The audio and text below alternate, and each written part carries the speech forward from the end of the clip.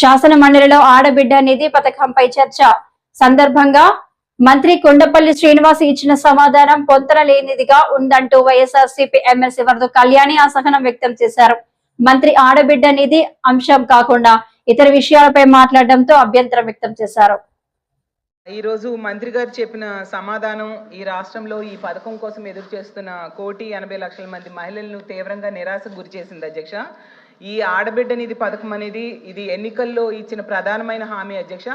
అసలు గతంలో ఎప్పుడో మహానాడులోనే చాలా కాలం ముందే చంద్రబాబు నాయుడు గారు చెప్పారు అధ్యక్ష, ధరలు పెరిగాయి, ఖర్చులు పెరిగాయి, ఇల్లు భారమైంది, నా ఆడబిడ్డల కోసం నెలకి 1,500 రూపాయలు ఇస్తానని చెప్పేసి 18 ఏళ్ళు పైబడి 60 ఏళ్ళ లోపల ఉన్న మహిళలందరికీ నెలకి 1,500 చొప్పున ఏడాదికి 18,000 ఇస్తానని చెప్పారు అధ్యక్ష. యాడ్స్ సాంగ్స్లో కూడా వీళ్ళు ప్రచారం చేశారు అధ్యక్ష. ఆడబిడ్డ నిధిని తెచ్చి అండగా ఉంటుంది, ప్రతి నెలకు 1,500 అందిస్తుంది, ఈ జెండే అండా కదా టీడీపీ జెండా అని ప్రచారం చేశారు అధ్యక్ష. బాండ్స్ ఇచ్చారు అధ్యక్ష. చూడండి, ఇందులో స్పష్టంగా రాశారు జూన్ 24 నుంచి కూడా ఈ పథకాలు ఇస్తామనేసి స్పష్టంగా రాయడం ఈ బాండ్స్లో మనం చూస్తాం అధ్యక్ష. అలాగే వీళ్ళు ఎక్కడికి వెళ్ళినా కూడా నీకు 18,000, నీకు 18,000, నీకు 18,000 అని కూడా ప్రచారం చేశారు అధ్యక్ష. చేయూత అయితే 45 ఏళ్ళు వాళ్ళకు వస్తుంది, ఇదైతే అందరికీ వస్తుంది అని కూడా నమ్మించారు అధ్యక్ష. అయితే ఇన్ని రోజులైనా కూడా మొదటి బడ్జెట్ అయిపోయింది, రెండవ బడ్జెట్ అయిపోయింది, అంటే ఏడాదికి 18,000 చొప్పున ఒక్కొక్క మహిళకి వీళ్ళు 36,000 రూపాయల చొప్పున బాకీ పడ్డారు అధ్యక్ష. దీనికి ఖర్చు అయ్యేది 1,80,00,000 మంది మహిళలు లబ్ధిదారులు అనుకుంటే 32,400 కోట్లు ఏడాదికి ఖర్చు అవుతుంది అధ్యక్ష. నేను మంత్రి గారికి ఒకటే అడుగుతున్నాను అధ్యక్ష, పరిశీలన అంటే ఏంటి? ఆడబిడ్డ నిధి పథకం ఎప్పటి నుంచి అమలు చేస్తారో కనీసం పరిశీలన చేశారా?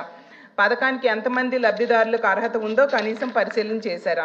ఎన్ని వేల కోట్లు అవసరమో పరిశీలన చేశారా? ఆడబిడ్డ నిధి పథకం నిబంధనలపై ఏమైనా మంత్రివర్గ ఉపసంఘం వేసి పరిశీలన చేశారా? రూల్స్ పైన అధికారులతో ఏమైనా కమిటీ వేశారా? దీని మీద మంత్రి గారు కానీ, గౌరవ మంత్రి గారు కానీ, గౌరవ ముఖ్యమంత్రి గారు కానీ ఏమైనా సమీక్ష చేశారా? స్పష్టంగా దీని మీద సమాధానం చెప్పాల్సిందిగా మంత్రి గారిని వేడుకుంటున్నాం. ధన్యవాదాలు అధ్యక్ష. Andhra Pradesh social welfare residential educational institute society తరఫున సోషల్ వెల్ఫేర్ స్కూల్స్లో trained graduate teachers physical science సబ్జెక్ట్ను బోధిస్తున్న టీచర్స్ గత 20 సంవత్సరాలుగా చాలా ఇబ్బందులు పడుతున్నారు అధ్యక్ష. జనరల్గా ప్రతి సబ్జెక్టులో టీజీటీలతో పాటు పీజీటీలు, జూనియర్ లెక్చరర్స్ ఉంటారు అధ్యక్ష.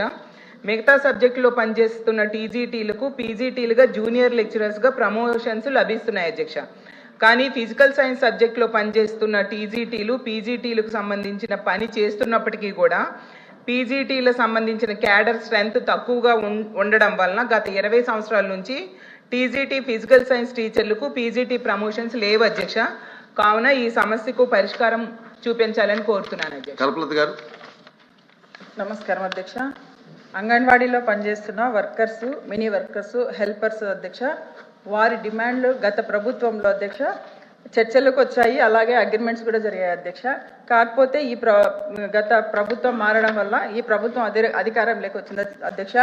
వచ్చిన అధికారంలోకి వచ్చేటప్పుడే ఎన్నికల సమయంలోనే అంగన్వాడీ డిమాండ్స్ తీరుస్తామని చెప్పడం జరిగింది అధ్యక్ష.